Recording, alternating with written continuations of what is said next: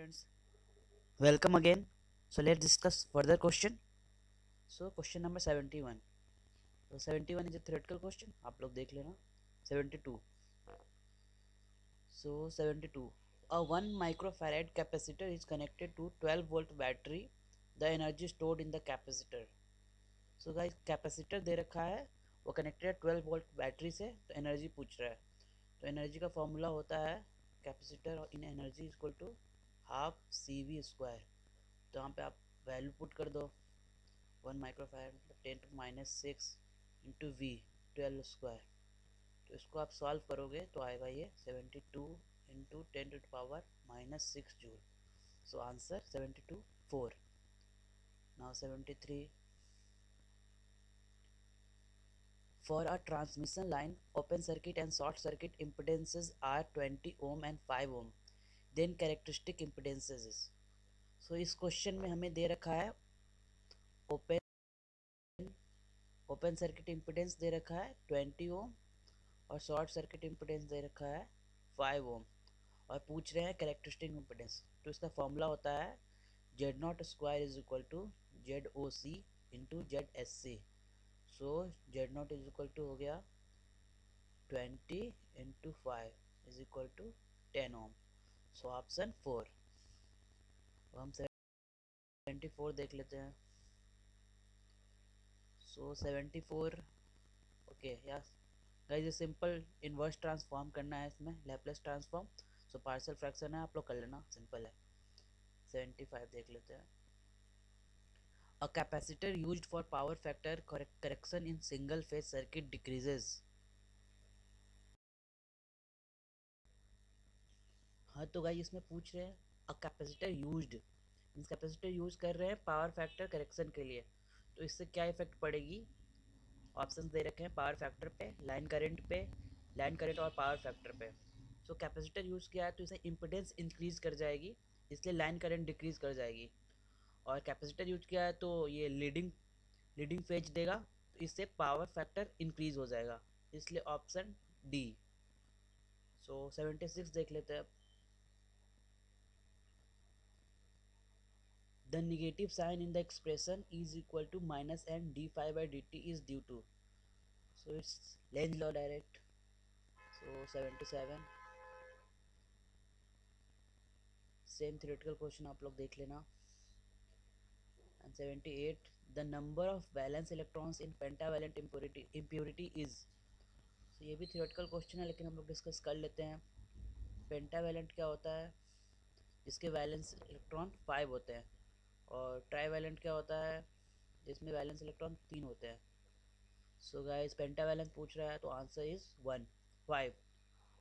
और आप लोग इसका एग्जांपल देना, पेंटावेलेंट का भी दो और ट्राईवेलेंट का भी दो, कमेंट करो आप लोग.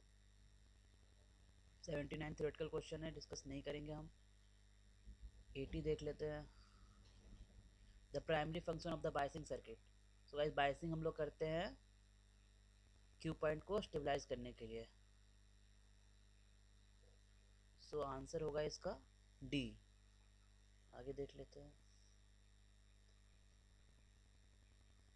81.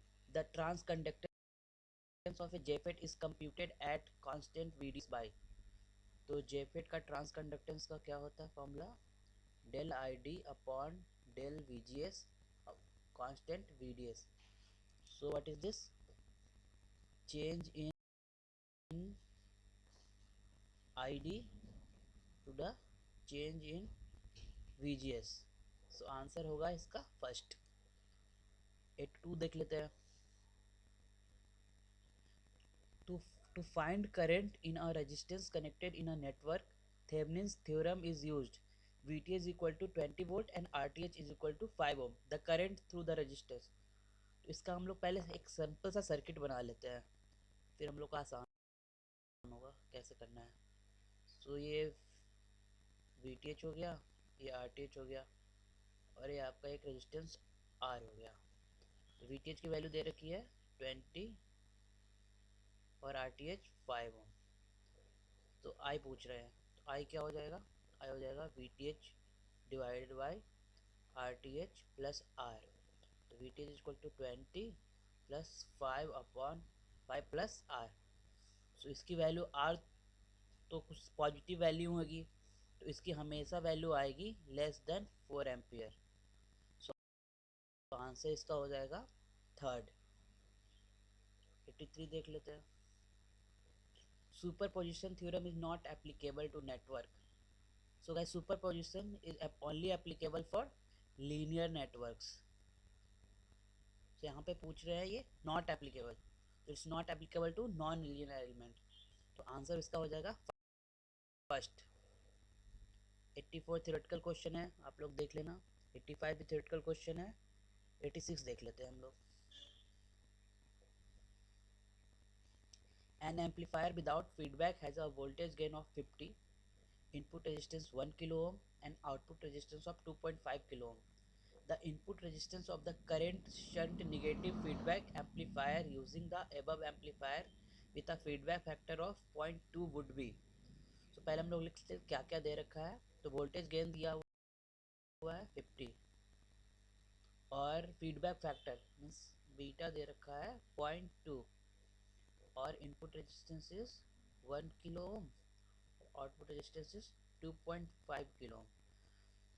सो पूछ रहे हैं input resistance of the current shunt, तो मीन्स करंट शंट, तो उसमें हो जाता है गाइस इनपुट रेजिस्टेंस का फॉर्मूला क्या होता है, उसमें होता है R I is equal R I dash is equal to R I divide by 1 plus a beta.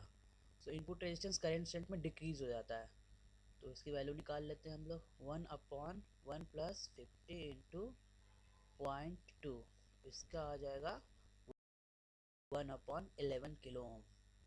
तो आंसर होगा फर्स्ट। अब 87 देख लेते हैं।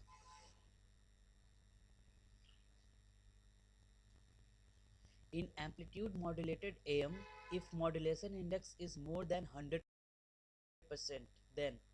so guys ये AM में पूछ रहे हैं अगर मॉड्यूलेशन इंडेक्स एक 100% से बढ़ा दिया जाए means mu is greater than 1। So guys ये वेव डिस्टॉर्टेड हो जाएगा इसमें AM wave. For proper functioning of AM mu should be between 0 to 1। so इसका आंसर हो जाएगा थर्ड। 88 थ्योरेटिकल क्वेश्चन आप लोग देख लेना। 89 देख लेते हैं।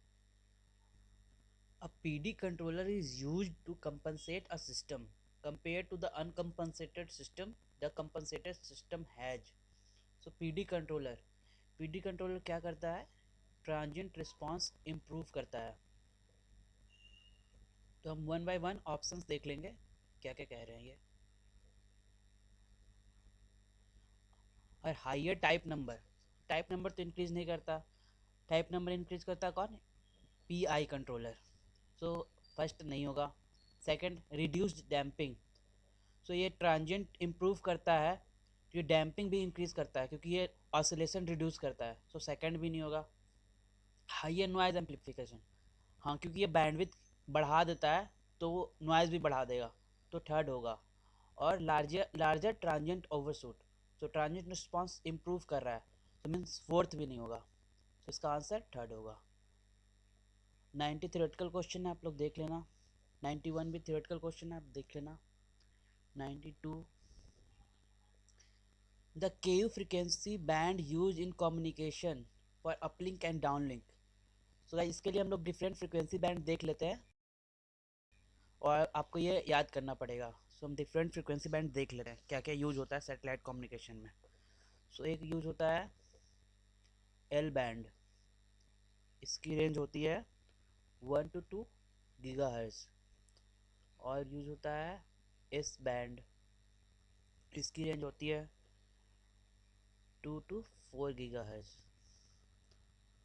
फिर होता है C बैंड, इसकी रेंज होती है 4 to 8 गीगाहर्ट्ज। X बैंड, इसकी रेंज होती है 8 to 12 गीगाहर्ट्ज। और होती है KU बैंड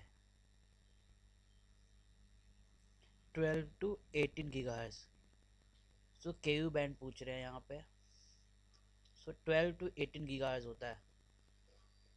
सो अपलिंक और डाउनलिंक के लिए पूछ रहे, तो अपलिंक हमेशा हाई फ्रिक्वेंसी होता है, जो ग्राउंड से भेजा जाता है वो अपलिंक होता है, और जो सैटेलाइट से आता है वो डाउनलिंक होता है। So uplink will be always high. So answer इसका हो जाएगा फर्स्ट।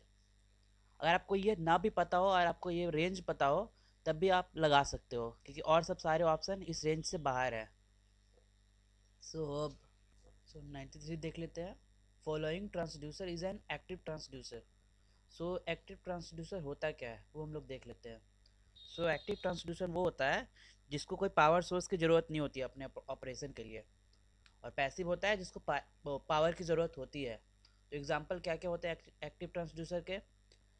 थर्मोकपल हो जाएगा, पीजो इलेक्ट्रिक हो जाएगा, और भी हैं। तो यहाँ पे ऑप्शन में क्या दे रखा है? कार्बन माइक्रोफोन, पैसिव है ये। पीजो इलेक्ट्रिक, हाँ ये एक्टिव ट्रांसड्यूसर है। एलवीडीटी, ये भी पैसिव है। और स्ट्रेन गॉस पैसिव है। सो आंसर इज 2। 94 देख लेते हैं। A NOR gate is equivalent to a bubbled AND gate. This statement is an outcome of। तो ये गाइस ये डिमॉर्गन लॉ होता है। डिमॉर्गन्स लॉ क्या होता है? मीन्स ये bubble and is equivalent to NOR gate. और इसको अगर हम लिखें तो ऐसे भी लिख सकते हैं, A bar dot B bar is equal to A plus B bar. So ये डिमॉर्गन्स लॉ होता है। सो 94 का फर्स्ट। 95 देख लेते हैं।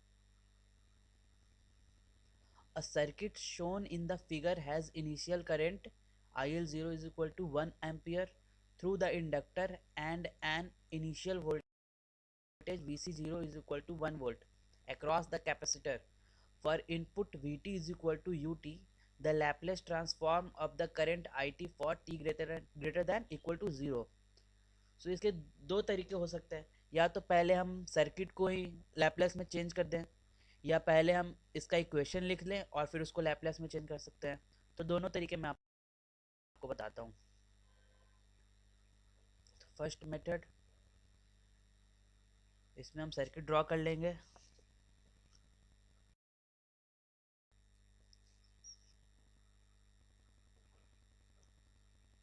सो रेजिस्टेंस सेम ही रहेगा, इसको लैपलेस में कोई चेंज नहीं होगा।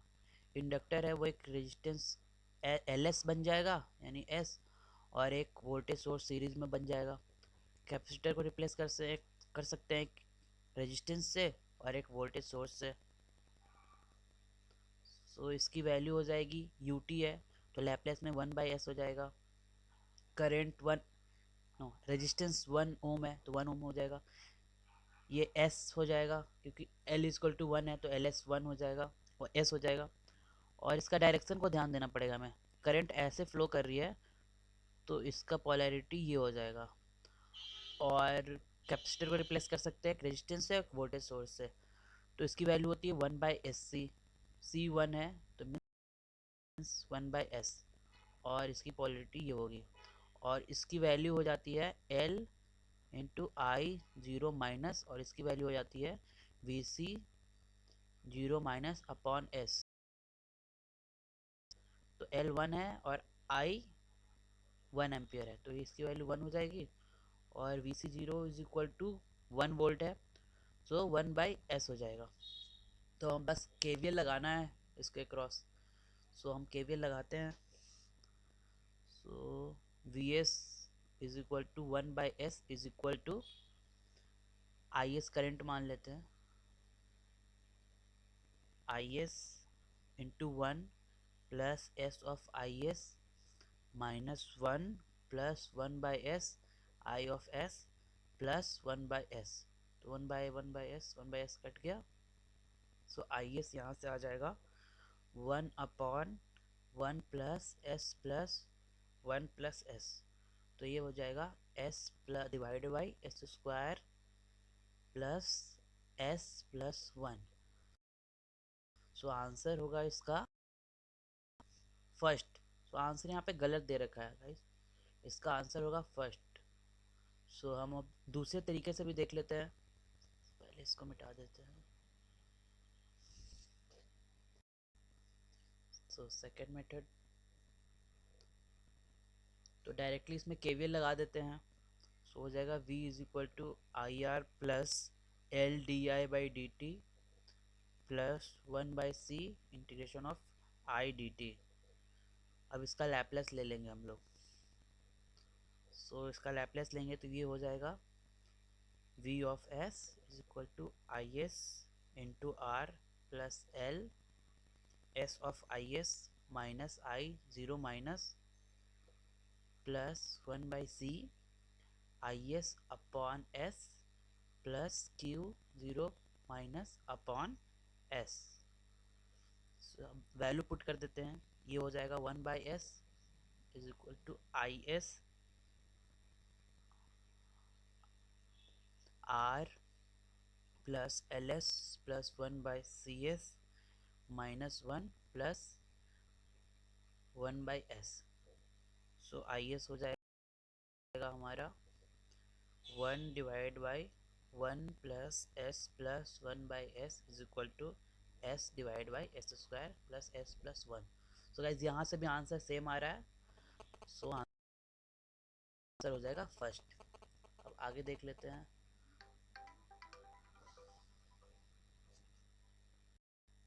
तो गाइज 97 थ्योरेटिकल क्वेश्चन है, 96 थ्योरेटिकल क्वेश्चन है। आप लोगों को खुद करना है ये।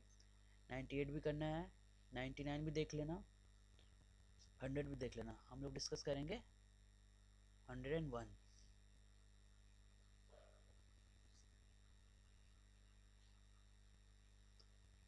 The ABCD parameter of the ABCD parameters of ideal n/1 transformer shown in the figure are n00x. The value of x will be. So ABCD parameter दे रखा है यहाँ पे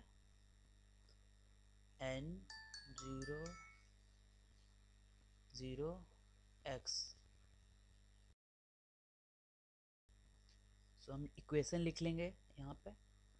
ABCD की इक्वेशन क्या होती है? V1 is equal to AV2 minus BI2 और I1 is equal to होती है CV2 माइनस DI2।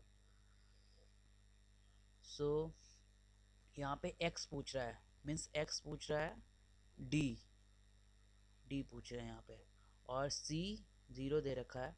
तो यहाँ पे हम लोग वैल्यू पुट कर लेंगे 0 minus X I to.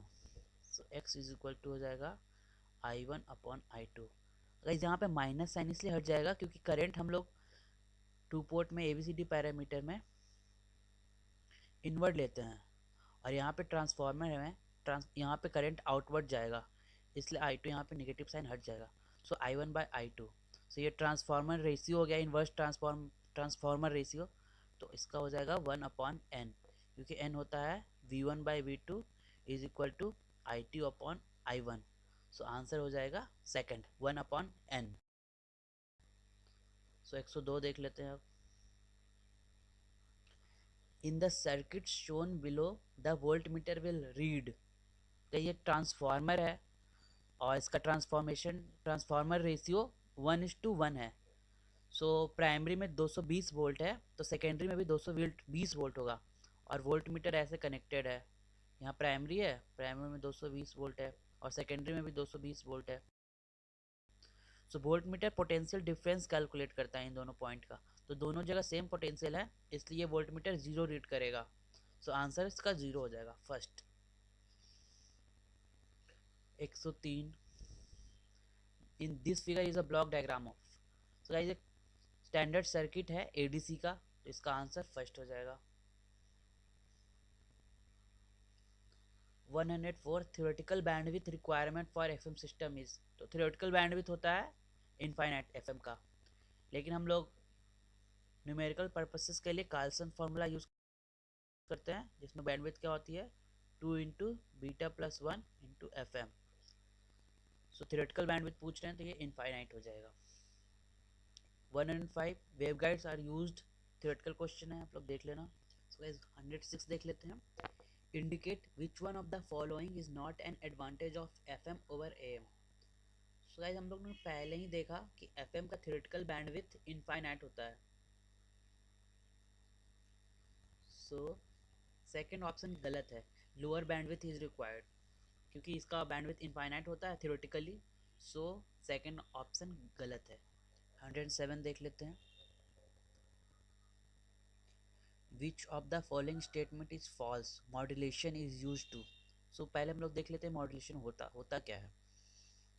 Guys modulation हम लोग करते हैं, जो लो फ्रिक्वेंसी मैसेज सिग्नल होती है उसको हाई फ्रिक्वेंसी पे मॉड्यूलेट करते हैं।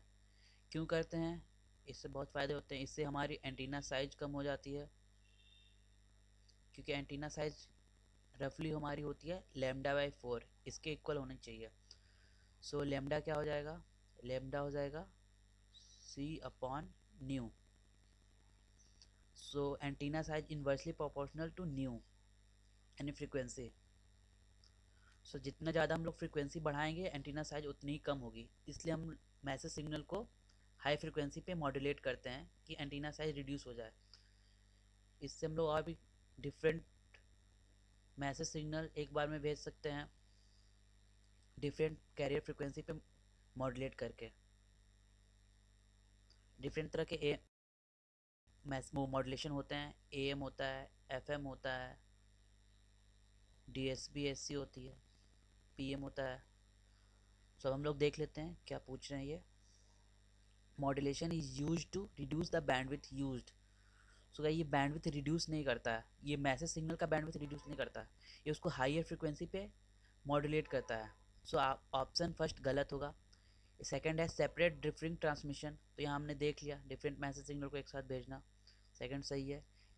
Ensure that intelligence may be transmitted over long distance,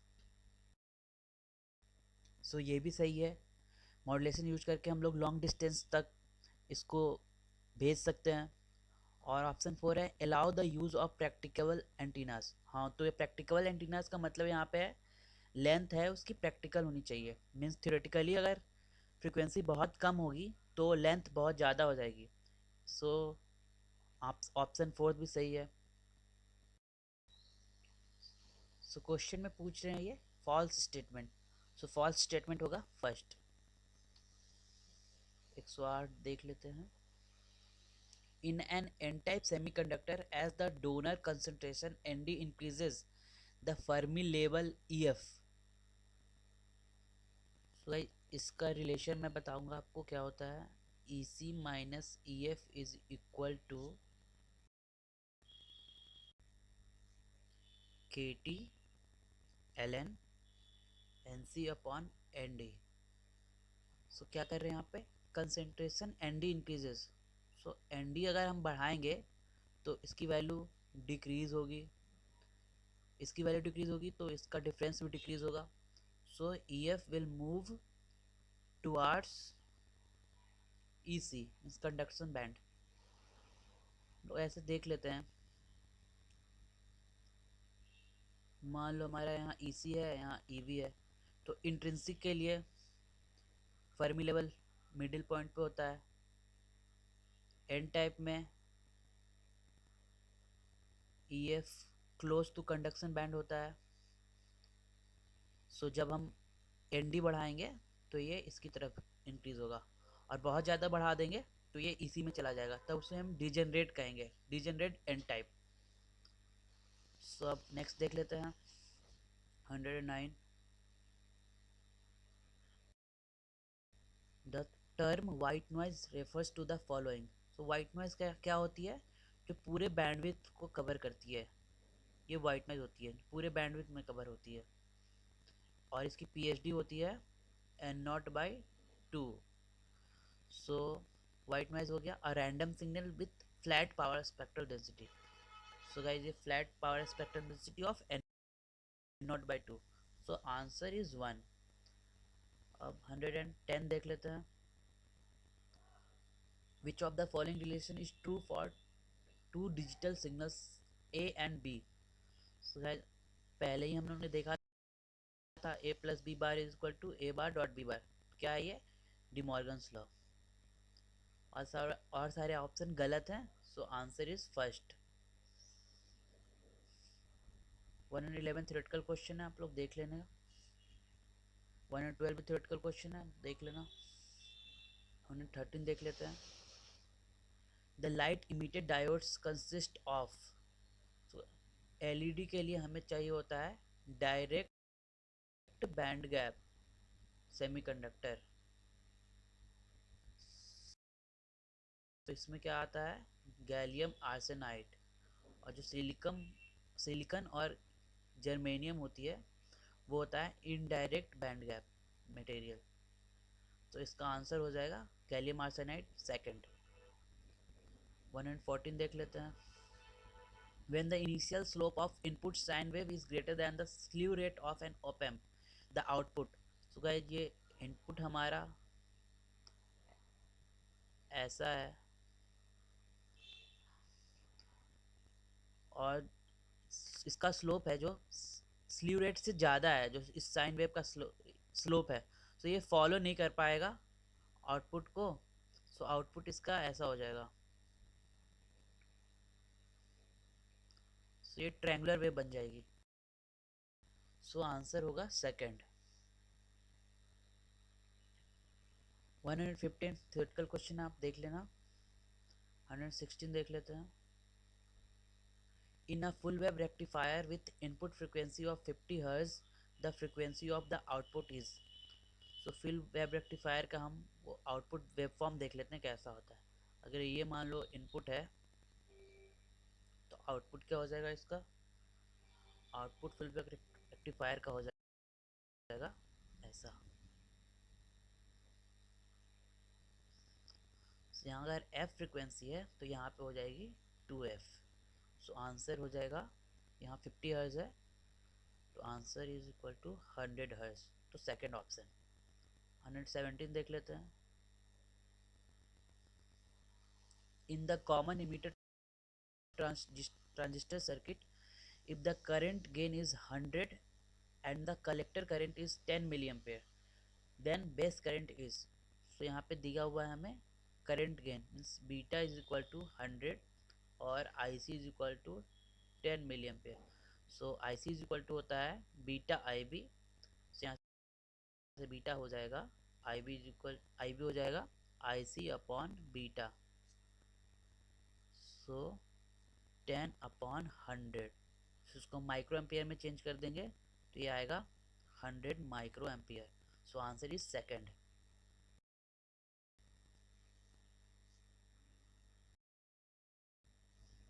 118 देख लेते हैं। The basic Hartley oscillator uses, इसका मैं आपको डायग्राम दिखा देता हूँ। सी गाइस ये हार्टले ऑसिलेटर होता है। सो यहाँ पे क्या है, एक सेंटर टैब्ड इंडक्टर है और एक कैपेसिटर है। सो हम ऑप्शन देख लेते हैं। The basic Hartley oscillator uses a centre tapped inductor and a capacitor. So ये करेक्ट हो जाएगा। 119 ये थ्योरेटिकल क्वेश्चन है, आप देख लेना। सो अब 120 क्वेश्चन देख लेते हैं। In the given figure reflection coefficient at load is, तो रिफ्लेक्शन कोफिशिएंट क्या होता है, ZL minus Z0 divide by ZL plus Z0। तो यहाँ पे ZL क्या दिया हुआ है 25 ओम और Z0 है 100 ओम। सो टाउ कैलकुलेट कर लेते हैं। 25 माइनस 100 डिवाइड बाई 25 प्लस 100, ये हो गया -75 अपॉन 125। सो इसको हम कैलकुलेट करेंगे तो आंसर आएगा -0.6। So option second. So guys technical question हमने सारे डिस्कस कर लिए, लेकिन हमने छोड़ दिया है एप्टीट्यूड और इंग्लिश का सेक्शन। लेकिन हमने PDF अपलोड कर दी है गूगल ड्राइव पे, तो आप वहाँ पे देखो, प्रैक्टिस कीजिए, और अगर कोई भी प्रॉब्लम हो तो आप मेल कर दो या कमेंट कर दो, हम लोग इसका आंसर ज़रूर देंगे। और इसमें ही जितने भी टेक्निकल क्वेश्चन हैं, ये क्वेश्चन कोई समझ ना आया हो, फिर से आपको डिस्कस करना चाहते हैं, तो प्लीज़ कमेंट गाइस, हम लोग फिर से डिस्कस कर देंगे, एक नया वीडियो बना देंगे। और भी अलग से भी कुछ DMRC का क्वेश्चन हो, आपको अगर पूछना हो तो आप मेल भेज दो या कमेंट कर दो, हम उसका आंसर ज़रूर देंगे। So guys thank you, best of luck for your examination. अच्छे से देना, क्वेश्चन अच्छे से पढ़ना, और क्वेश्चन ज़्यादा हार्ड नहीं है, आसानी क्वेश्चन है, मोस्टली फॉर्मूला बेस्ड हैं और प्रीवियस ईयर से बहुत सारे रिपीट होते हैं क्वेश्चन। सो प्रीवियस ईयर अच्छे से लगा लो और बस अच्छे से पेपर दे दो। So thank you guys, best of luck.